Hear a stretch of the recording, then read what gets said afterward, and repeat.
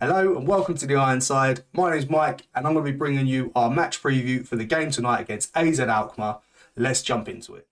So going back to last Thursday night, obviously the atmosphere was buzzing, the stadium was full. Did we play well? No. Do I think AZ Alkmaar played well?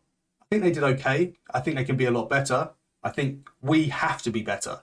We cannot give them as much time on the ball. We cannot allow them as much space as what we did, because that's where their goal came from. That and Souček not doing his job. But ultimately, I think we will have enough tonight. We should be beating AZ Alkmaar without a shadow of a doubt. But whether we do or not depends on how we start the game. I think last week, the pressure got to our players in being that the stadium was full, which is great. It's great to see the stadium full. But because we've had such an indifferent season, that when the atmosphere is like that, all it takes is one negative trend in the game to break it. And that's at times during the game there was a little bit of a overflow of expectation, and I think that got to the players a little bit, and it worked in AZ Alkmaar's benefit at the times where we weren't closing down in the final third. We were allowing them too much space in midfield. Geordie Classy had acres of space in midfield. And now I know a lot of us will remember Classy from when he was at Southampton. He didn't have the best time there, but he's still a good footballer. If you give him the time that we gave him, he'll create something. And there was far too much space in that midfield. Him and Reinders arguably had the better game than our midfield three, or for large parts anyway. And for AZ Alkmaar coming away to London, I don't think that's well, not even I don't think that's not good enough. Our midfield three should be dominating. And at times last week, I hate to say it, we carried Souček a little bit. He didn't do his job very well. I'm a big fan of Souček, but it's not been his best season, which we all know. But I think he needs to be a lot better, and we all need to be better. The starting 11 needs to be better, period. Right. So moving on, we'll talk about the referee quickly. I know you probably have seen a lot of information about the ref on Twitter or online over the past couple of days, but one thing, I found a couple of things on him. All this nonsense about him being relegated to the second tier of the Slovakian league or whatever it is, I can't find any information saying that's true. All I know is I've looked at his stats and they're not too bad. He's refed 9 non-domestic games this year. He's refed 3 Champions League games, 3 Europa League games, and the rest have been either Euros qualifiers or Nations League. He averages 3 yellows per game. 0 penalties have been given in those 9 games. 1 red. So it's a standard sort of ref. He's not going to be massively card happy. But then again, he might be trying to make a name for himself. We're an English club, and as we all know, the Premier League is the biggest league. So everyone wants to make that name, whether it be a player or a ref. I'd also anticipate the whistle to be blown quite a lot and a lot of breaks in play, which I think would work to our benefit, considering we like to play on the counter-attack. We're not exactly free-flowing this season. But one thing I would like to just point out and make clear is that UEFA have messed up. So they put the final of the Conference League in Prague, and I believe it's only an 18,000-seater stadium. With it being so small, they don't want a big club like West Ham being in the final, because they're only going to be giving us 5,000 tickets. If we bring 12,000 fans, there's going to be carnage in Prague. So for UEFA's benefit, they'd rather AZ Alkmaar get through this tie and get to the final. That being said, I'm not one for conspiracy theories and I'm not making excuses, but it's something to definitely be considerate of. When those 50-50s maybe aren't going our way, this could be the reason. But we'll see how it unfolds, and hopefully that's not the case. But I just wanted to just put the point out there, the point that they don't want to see us in the final because the stadium isn't big enough to hold what we want to bring. But time will tell. Now, going on to the weekend, obviously we rested 9 players. And at the time, everyone was like, yeah, we need to rest players for the semi-final, blah, blah, blah, blah, blah. But we lost against Brentford. It was an abject performance. The 9 players that came in, you can definitely see why they're not getting much time. Fornals is a shadow of his former self. Lanzini didn't do anything well. Is that because of lack of game time, or is there something that we're not seeing? Because there's got to be a reason why Moyes isn't playing them, and it was evident on Sunday why. But we'll move on from our team. Everyone saw the game. You would have seen that we didn't play well. We didn't deserve anything from the game. And like Thomas Frank came out and said, it was the most dominant 2-0 performance you're likely to see in a long time. They were all over us. We didn't create much. And yes, we had a goal ruled out. Would have been harsh, if I'm being perfectly honest. We didn't deserve a goal. We didn't deserve anything from the game. But we'll move on anyway. Alkmaar, if you don't know, played a team called Emmen. They are 16th in the Dutch league. There's only 18 teams in the league, so they're fighting relegation. AZ Alkmaar are in the top 3. So the way that the Eredivisie works is that the top team goes into the Champions League, and I believe there's like a playoff between 2nd and 3rd and 4th and 5th, maybe, for the rest of the European competitions, which is quite cool. So AZ Alkmaar are obviously still battling domestically for European football next year, which is probably why they played pretty much their full team at the weekend. They won 5-1, but I wouldn't read too much into that. Emmen, or whatever, however you pronounce it, aren't a great team. There's a reason they're 16th in the Dutch league. There's a reason why you've probably never heard of them. They've got one player back from injury, but he shouldn't be playing. It's a winger. I can't remember his name, but they've got him back. He shouldn't be doing much. He shouldn't really make massive difference. So as you can see from the lineup, just to the right of me, that side,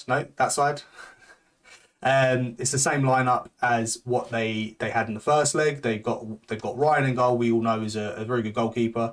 Gave away the penalty, unfortunately for them, fortunate for us, because we were, in all honesty, not getting anything out of that game because we weren't creating enough without that penalty that turned the tide a little bit. Then we've got Sugawara at right back. They've got Bukema and Hadziakos centre backs. They've got DeWitt left back. They've got Classy and Reinders in midfield. They've got Odgaard right wing, Mayans in like a cam role, and then they've got the player that I think will cause us real problems because he did in the first leg is Brederode. And then they've got Pavlidis up top, who we kept quiet in the first leg. Now, reading up on him, he's meant to be a really good striker, so we need to be wary of him. But we'll get onto the danger men for them shortly. So with us, obviously, we have a few injury problems at the minute. Obviously, Skamaka's out for the season, most likely with his knee injury. Sufal has a thigh injury. So from what I'm hearing from the club, he is likely to face a late fitness test. So he might be ready. He might be in the squad, but I'd expect to see Kera start right back because he played well. As much as Brederode, I think, ran him in that first game. Kera had a good game. Kera's had a good couple of games at right back, so I expect to see him back there. But Sufal is set for a late fitness test. Antonio is likely to start. He had a few little knocks on his right leg. He had shin, ankle, calf, muscle aches, basically. I think it's just because of his age. And he's been playing a lot recently because for some reason we signed Danny Ings, who is never a David Moyes player, and Skamaka's injured. So he will face a late fitness test. But as it's our biggest game of the season, I cannot for the life of me see David Moyes not starting Antonio. If he's fit enough to be on the bench, he will be starting. So I wouldn't have any worries there. Other than that, the rest of the team picks itself. You've got Areola in goal, Kera and Zuma at centre-back. Kera has to play the left side of centre-back. He cannot play right-sided centre-back. So when he plays on that right side, that's when you see him at 6s and 7s. He struggles massively. So when he's paired with Zuma, and Zuma goes on that right-hand side, he's a much, much better centre-back. Then to the left, we're going to have Cresswell, who wasn't fantastic, but wasn't bad. He was okay against Alkmaar. I think because we've got a lead, we don't need to be on the front foot. That's why he's going to go with Cresswell over Emerson. Kera right back. Again, I've already explained that. Rice Soucek picks themselves. Paquetá, again, picks himself. Then you've got Ben Rama, Antonio, and Bowen. So our first 11 is miles and miles ahead of theirs. Streaks above. On paper, but football isn't played on paper. On paper, we should be winning this game 2-3-0 easily. But we all know, we all love West Ham, but we all know that never, ever take a result for granted. So that it's great we're taking a lead into this game, but we'll see. It's going to be a tough 90 minutes. It's going to. I'm so nervous. I'm so nervous. I hope everyone else is, because I feel sick. I feel sick recording this. So we're going to move on to the danger men to look out for AZ Alkmaar. We didn't really see much from them in terms of a forward threat, a forward thinking threat, because the game was very slow. We allowed them loads of space. Maybe that stifled their creativity a little bit, but I think they're going to come at us a lot harder, a lot stronger this game. Their main threat is Pavlidis up front. Now, Pavlidis is a big, strong centre forward. What works in our favour is that he doesn't run in behind. So he's not the fastest, which obviously our defence has lacked pace for years. Zuma and Kera dealt with Pavlidis brilliantly in the first game and kept him very quiet. We need to do the same again. We cannot give them anything, because I imagine the stadium's going to be bouncing. As soon as we give them their first corner, their first shot, their first anything is going to get their crowd up and lively. That's when things can start to turn. So we need to be strong in the tackle. We need to get to the ball first, and we need to make our presence felt. Then moving on to another player which I really liked from the first game, Reinders. Their centre midfielder that plays alongside Classy. He obviously scored the first goal, a goal that I think Ariola probably should save, even after Souček didn't close him down. Reinders is a very good technical player who constantly dropped in the hole between his back four and Classy, but he also ran beyond Classy. Classy played in that old Makelele role. He didn't move past the centre circle, so he's not going to make forward runs. Reinders is the runner.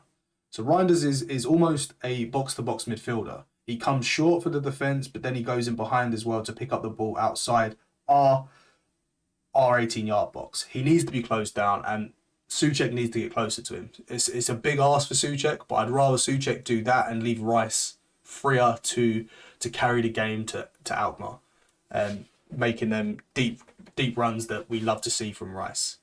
Souček has to have the best game of his let's be honest, poor season today, because if he doesn't, Reinders will run him ragged and he'll create something. With Classy playing in the anchor role in midfield, everything goes through him. He picks up the ball from midfield and passes it on to his forward players or to Reinders, who's the mover. Classy doesn't move much. He stays in midfield, so we need to either deny him the space, or if we're allowing him the space, we need to get closer to Reinders and Brederode, who plays their left wing, because they're the two players that had so much of the ball last week that it gave me anxiety as much as it would anyone else. But we need to get close. We need to close the gaps. We need to be harder in the tackle, and we need to be on the front foot. We need to press from the front, because they slowly build up from Matt Ryan. We saw last week they made a couple of mistakes early on. If they make the mistakes tonight, we need to capitalise. We cannot waste any opportunities that we get. We need to make the most of them. They move the ball well from what we've seen, but they do like to take risks. They take risks at the back. They play football similar to a lot of teams now. They like to build from the back, but they haven't got the capability in defence to start that build, which is why we saw so many loose passes last week. We need to make sure that those gaps between our midfield and our strikers or our attackers aren't as big as what they were. That's why Antonio wasn't chasing. That's why Paquetá was the one leading the press, because we needed to make the lines closer. When we don't do that, that's when you see Antonio walking about, Bowen sticking out wide, Benrahma not really knowing what he's doing. So we all want to see Antonio running about, pressing, putting players under pressure. He can't do that anymore. He's 33 years old. He can't do that for 90 minutes twice a week, because that's what we're expecting from him, because Ings doesn't do that job at all, because he doesn't hold the ball up. And there's a lot of pressure on Antonio to lead the line well tonight. And if he's not 100% fit, then you can expect to see a lot of his walking around in the final third. But that being said, I love Antonio. He's come good for us the last couple of months. Tonight is a very big game for him. He needs to hold the ball up better. In the first game, for the first 60 minutes, everything bounced off him. He was going down far too easily. The ref wasn't giving him anything. And the theatrics, I don't know where it's come from. The last couple of years, he's really started to like launch himself and over exaggerate the contact. And referees aren't falling for it because he does it so often. It's similar to what Zaha does. He's getting the contact, so it probably is a foul. But because he's trying to sell the foul, the referee's like, I'll get up. And then he gets annoyed and chases after the ref. And that's probably the only time we see him run for the next 10 minutes. He needs, when the ball comes up to him, he needs to hold it up. Those defenders will not be able to get the ball off him. He just needs to hold it off, lay it off to Paquetá, and Paquetá can look out wide. Antonio can spin in behind, and that's how we create chances. We aren't going to play through the lines. We're not. As much as we'd love to see us playing beautiful, tippy-tappy football, that's not what Moyes wants. Moyes wants us to be hard to beat and then hit them on the counter-attack. And the best way to do that is for Antonio to get good with his best part of the game, which is hold-up play. So he needs to do that better tonight. We need to be quicker in transitions, both in and out of the ball. Their goal came because our transition from attack to defence was too slow. Souček just ran alongside him like he was doing a marathon. It was shocking. Areola, he must be training with, or he is training with Fabianski, because our goalkeepers are the slowest to get down ever. There's so many goals you see going in that look like it's a simple save for us. Now I'm going to be harsh because I'm a West Ham fan. I think as fans we can be. I'm going to be honest and I'm going to say that both of our goalkeepers need replacing in the summer, but Areola has to be quicker to make decisions. He has to be more dominant in the box, and he needs to start making the saves that he should be saving. That goal in the first leg, I still think he should save. Benrahma and Bowen are our biggest threats. We need to get them on the ball more, and their fullbacks won't know what to do. Benrahma against Brentford came on for 20 minutes, and he was our best player. He was our best player against Alkmaar. He needs to get on the ball. These players are scared of him. He needs to run. He needs to do what he does best, which is beating players. Bowen was a bit on the outskirts in that first game. He didn't really do too much, but he didn't need to. The ball wasn't given to him enough. He needs to get on the ball more. Paquetá in that hole. Parsi will be near him, but because he's so clever and manipulates the ball so well, he shouldn't have any problems finding the space to create those passes out to the wings or to Antonio. So he needs to get on the ball more as well. Our centre-backs need better protection. So Souček in that screening role needs to do better. He has been, and he was not very good in the first game. I think that's why he played him against Brentford, to give him. I think it's to give him more time to get back to form. I don't know what his obsession with Souček is, to be honest. Moyes, that is.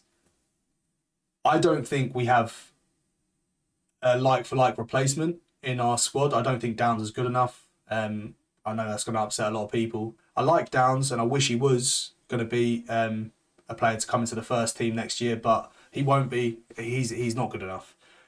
So what I would have done personally I would have liked to see Lanzini in that midfield, or I would say Fornals normally, but Fornals has been so poor.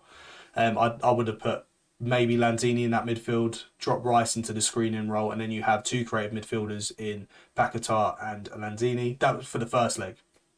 But I'm not the manager, Moyes is, and he got the win, so I can't really complain too much. For this away game, though, he has to go with a defensive-minded midfield. So Souček's going to play in that screening role. He needs to protect the centre-backs better. He needs to get about more. He needs to get closer to the players, and he needs to sometimes make them fouls earlier. What Souček tends to do is he's too nice. So he'll be running alongside, like against Reinders, he'll be running alongside him in a dangerous counter-attack or a dangerous attack for the opposition. And rather than sometimes making that tactical foul that we all love to see, he'll let them get to the edge of the box, and then something might come of it, something might not. But you're playing that 50-50 game. You don't know what's going to happen. At least if you make that foul nice and early, you run the risk of getting the yellow card, but you kill the threat dead. That transition is now done. They have no chance of scoring from that break. He needs to do that a little bit more. The nasty side of his game, I just don't see it. He needs to take some lessons from Soufal maybe, because that's one of the things I love about Soufal, is that he'll sometimes do that dirty work. Souček doesn't, and he needs to get good with that part of his game. Ultimately, look, let's be honest, we should be getting to the final. I don't care what anyone says, we should be beating AZ Alkmaar. Now, that's not me saying we definitely will. That's not me saying I expect us to win, because I'm a West Ham fan. I understand that sometimes things happen. Last year's the best example of that.